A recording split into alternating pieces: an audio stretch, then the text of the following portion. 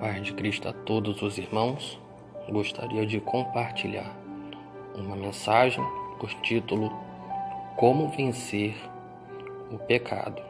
Primeiramente, devemos saber ou conhecer como que o pecado ele é gerado ou iniciado na vida de uma pessoa. Então nós vamos recorrer a um texto bíblico que está no livro de Tiago, no seu capítulo 1, os versículos 12 até o versículo 16. Versículo 12 diz assim: Feliz é o homem que não cede e continua fiel quando é provado, porque depois receberá como recompensa a coroa da vida que Deus prometeu àqueles que o amam. Versículo 13. Quando alguém for tentado, nunca diga: esta tentação vem de Deus, pois Deus nunca pode ser tentado pelo mal, e Ele próprio nunca tenta alguém. Mas a tentação vem da fascinação dos próprios pensamentos e desejos maus do homem. Estes maus pensamentos levam ao pecado, e quando o pecado é consumado, leva à morte. Bem, a tentação ela vem dos nossos maus desejos interiores. Ela não vem de Deus. Começa com um pensamento mau e se torna pecado quando nos demoramos neste pensamento e permitimos que ele se torne uma ação. Seria mais ou menos como uma bola de neve rolando montanha abaixo. O pecado cresce e se torna cada vez mais destrutivo à medida que a gente permite que ele prossiga. O melhor momento para ter uma tentação é antes que esta esteja demasiadamente forte ou se mova rápido demais para ser controlada. Então, para a gente vencer o pecado, precisamos entender qual é o seu processo, o seu crescimento. E segundo o texto de Tiago que nós lemos, existe um progresso até o pecado ser gerado. Perceba que no versículo 14, ele começa dizendo que a tentação vem do mau desejo interior do homem. Então, o pecado começa quando nós cedemos à tentação. E nós não podemos dizer, conforme o texto, que é Deus que tenta uma pessoa, porque Deus não faz isso, né? Deus ele prova a pessoa com o objetivo de edificar e crescer. Mas a tentação vem por meio dos nossos maus desejos interiores. Ou seja, a tentação começa na nossa mente com pensamentos ruins. E o fato de esses pensamentos serem alimentados, a gente tem uma evolução para o pecado. Então, quando a pessoa ela age de acordo com o seu mau pensamento, aí é gerado o pecado. Enquanto ele está na mente da pessoa, ela tem a chance de tomar a decisão correta. Quando ela cede esse pensamento ruim, é aí que gera o pecado. E conforme nós lemos aqui, o versículo 15 deixa isso claro, que quando o pecado é consumado, aí vem a tragédia, que é a morte, ou seja, a morte espiritual. Então, quais são as consequências disso? Dessa morte espiritual. O que seria a morte espiritual? É a separação, o afastamento da pessoa em relação a Deus, né? Quando a pessoa peca e não se arrepende, ela gera uma consequência pior. Ela entra num estágio de morte espiritual.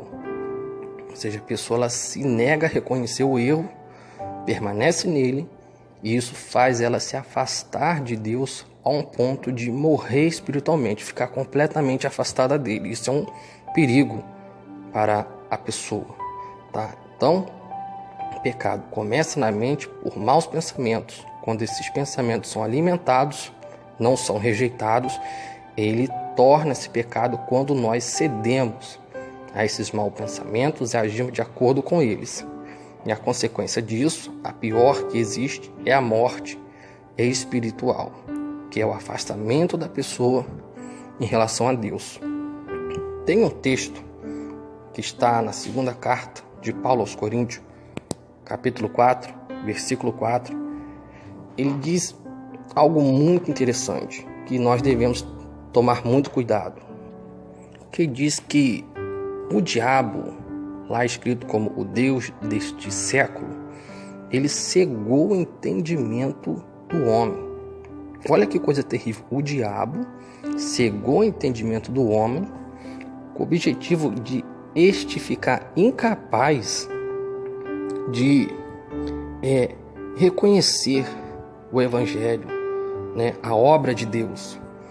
Então, olha como o negócio evoluiu. A pessoa é tentada pelos seus maus desejos, pratica aquilo que pensou, o pecado é gerado, ela insiste no erro, e aqui vem, 2 Coríntios 4:4, o diabo vai e cega o entendimento da pessoa. Que coisa terrível. Nós temos uma situação na Bíblia que vai mostrar exatamente esta situação na vida do rei Davi, e que por atuação divina, por meio do profeta Jonatas, ele conseguiu reverter o mal que ele cometeu. Nós vamos ler um texto que fala sobre isso, né? No segundo livro de Samuel, no capítulo 11, diz assim, logo os versículos iniciais. Na primavera do ano seguinte, na época em que os reis se preparavam para as guerras, Davi enviou seu comandante Joabe e o seu exército para a guerra. O versículo 2. Uma tarde aconteceu que Davi se deitou para descansar, mas não conseguiu dormir. Então ele se levantou e foi para o terraço do palácio real e começou a prestar atenção em uma mulher. Olha a situação. O rei, em período de guerra, mandou o exército, seu comandante, e ele mesmo não vai à guerra. Fica em casa. Vai dormir, não consegue dormir. Isso no período da tarde, por volta das 3 da tarde. Acorda, vai dar uma volta no palácio. O que acontece? Ele vê uma mulher, né? Tomando banho. E o que ele faz? Ele começa a prestar atenção nessa mulher. Ao versículo 3. Então chamou um dos seus auxiliares e mandou procurar saber quem era aquela mulher. Começou errado. Não tinha nada que saber quem era aquela mulher. Disseram a ele que ela se chamava Batseba e que era esposa de Urias. Então a mulher era casada. Aí, no versículo 4, vem a tragédia, que Davi mandou buscar a mulher e teve relações com ela. Então, olha como o pecado ele tem um processo. Davi viu uma mulher mal intencionada tomando banho no terraço da casa dela, a ar livre, e ele do palácio dele, a distância do palácio dele, da onde ele estava, para a casa de Urias, que era um militar do exército dele, inclusive estava na guerra, era próximo. Então ele no terraço do palácio conseguiu enxergar essa mulher que mal intencionada estava tomando banho durante a tarde e no espaço aberto. Então não havia boa intenção por parte dessa mulher.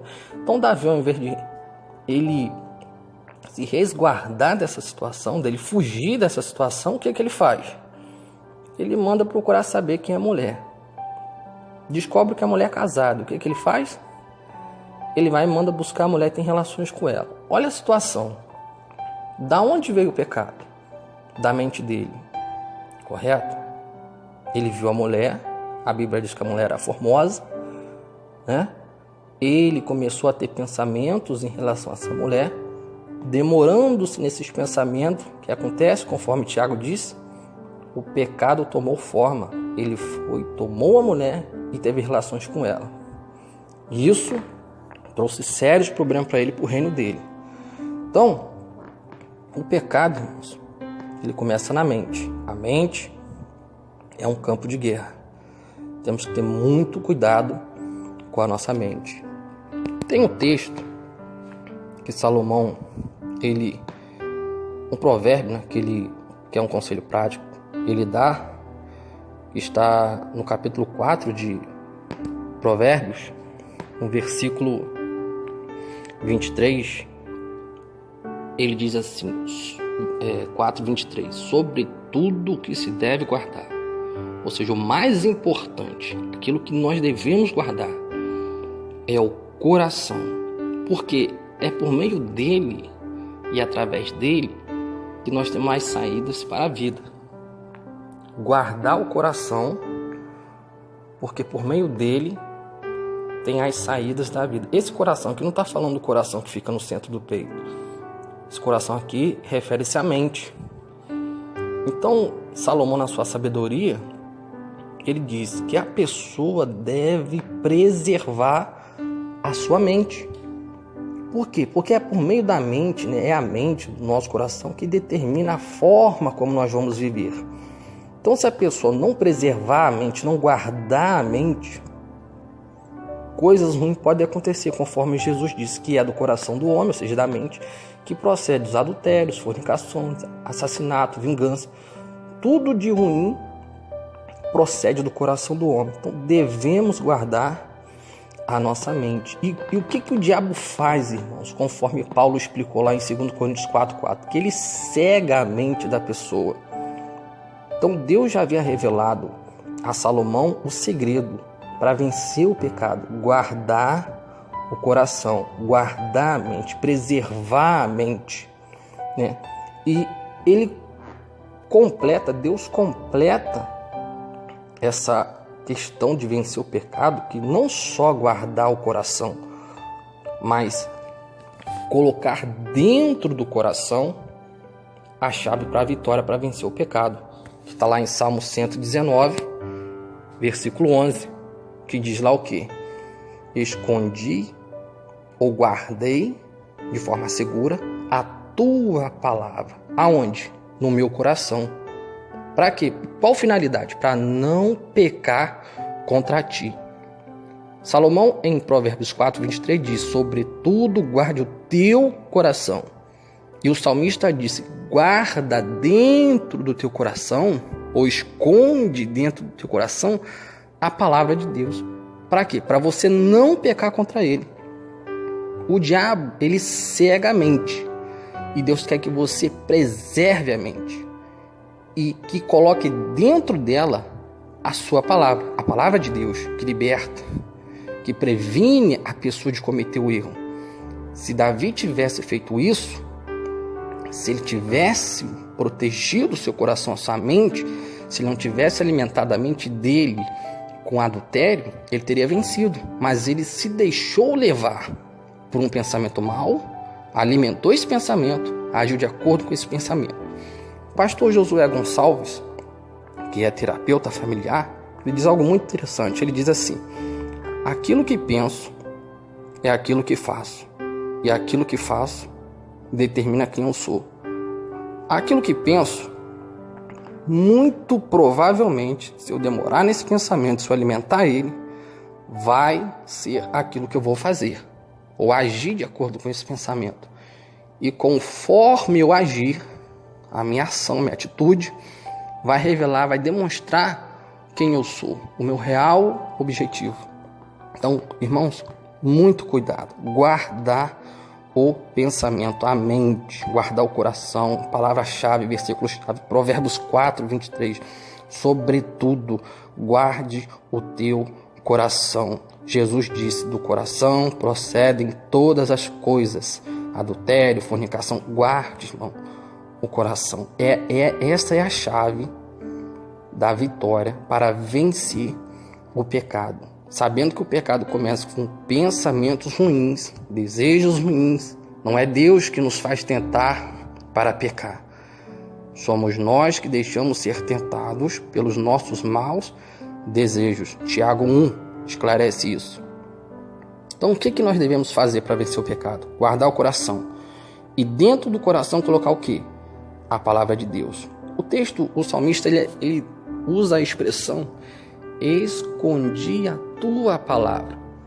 A pessoa, quando esconde algo, o original é esconder para guardar de ser roubado. Ela só esconde ou ela só guarda algo que é valioso. Na verdade, pessoas compram cofres, não é isso? E colocam coisas importantes dentro do cofre e colocam uma senha, um segredo, porque aquilo que está dentro do cofre é importante para ela. Então, o escritor, o salmista diz: escondi a tua palavra, ó Deus, no meu coração, para não pecar. Então, o que nós devemos fazer para vencer o pecado? Guardar o coração, que é a nossa mente, preservar ela, e dentro da nossa mente, esconder, guardar a palavra de Deus. Então, nós devemos preservar a nossa mente. Tem um texto lá em Filipenses, no capítulo 4, versículo 8, que diz assim: Paulo falando aos irmãos que estavam em Filipe, versículo 8: quanto aos mais irmãos, tudo que é verdadeiro, tudo que é honesto, tudo que é justo, tudo que é puro, tudo que é amável, tudo que é de boa fama, se há alguma virtude e se há algum louvor, é nisso que deveis pensar. Olha o segredo. Tudo o que é de boa fama, tudo que é puro, honesto, se há alguma virtude, se há algum louvor, nessas coisas pensais. A nossa mente, irmão, é influenciada. Sabe pelo quê? Pelos nossos 5 sentidos. Aquilo que a gente vê influencia a mente. Concorda? Se você vê uma certa situação, aquilo fica gravado na sua mente começa a trabalhar. A nossa mente é influenciada pelaquilo que nós sentimos, tocamos, vemos. Então, nossos 5 sentidos influenciam nossos pensamentos. Então, a gente tem que tomar cuidado com aquilo que vê, tem que tomar cuidado com o que ouve, tem que tomar cuidado com o que pega, tem que tomar cuidado com o que sente, porque essas coisas influenciam a mente. E nós vimos que a mente é essa arena de batalha que o pecado é gerado. E o diabo sabe disso. E o que ele faz? Ele vence o crente na mente. Ele cega o entendimento da pessoa, para que a pessoa continue pecando, não se arrependa e venha o pior, que é o que Tiago fala, que é a morte espiritual, que é a separação, o afastamento da pessoa em relação a Deus. Então, o que nós devemos fazer? Guardar o coração. E o que devemos colocar no coração? A palavra de Deus. Como nós podemos fazer isso? Paulo fala, Filipenses 4:8, pensar nas coisas boas, de boa fama, se alguma virtude, se algum louvor, nessas coisas que devemos pensar. Por que ele fala isso? Porque ele conhece, irmão. O apóstolo Paulo, ele tinha uma noção do mundo espiritual, ele sabia das coisas que aconteciam. Então, se nós alimentarmos a nossa mente, esse é o grande problema de hoje, com coisas supérfluas, que não edificam, que não fortalecem, que não dá crescimento à fé, que não restaura, que não liberta, então o que você acha que vai acontecer conosco? Nós vamos acabar pecando. E se a gente não parar para analisar a nossa vida, nós vamos chegar ao nível da pessoa que pratica o erro, sabe que está errado e continua praticando. Iniquidade. A pessoa sabe que está errada, continua no erro, não se arrepende. Quando ela chega nesse estágio, é o que está em Coríntios 4:4. Ela está cega espiritualmente. Isso é terrível. Uma pessoa cega espiritualmente é terrível. Difícil convencê-la do erro. Difícil. Então, para que nós possamos vencer o pecado, conselho do sábio Salomão, Provérbios 4:23, sobretudo, ou seja, de tudo que se deve guardar nessa vida, o mais importante, guarde o seu coração, preserve a sua mente. E o conselho, Salmo 119:11, o que você deve colocar na sua mente é a palavra de Deus. Guardar, esconder como algo valioso, como a pessoa esconde ou guarda dentro de um recipiente, né? Aquilo que é muito precioso para ela. Como nós fazemos isso? Alimentando a nossa mente. Com o quê? Com coisas boas. Filipenses 4:8. Tudo que é amável, tudo que é de boa fama, se há alguma virtude, se há algum valor. É nessas coisas que devemos pensar. O livro de Lamentações, capítulo 3, versículo 21, tem algo interessante lá, diz assim: quero trazer à memória tudo o que me traz esperança. Olha o que o homem de Deus está dizendo. Lamentações 3:21. Quero trazer à minha memória, ou seja, à minha mente, tudo o que me traz esperança. É nessas coisas que devemos pensar.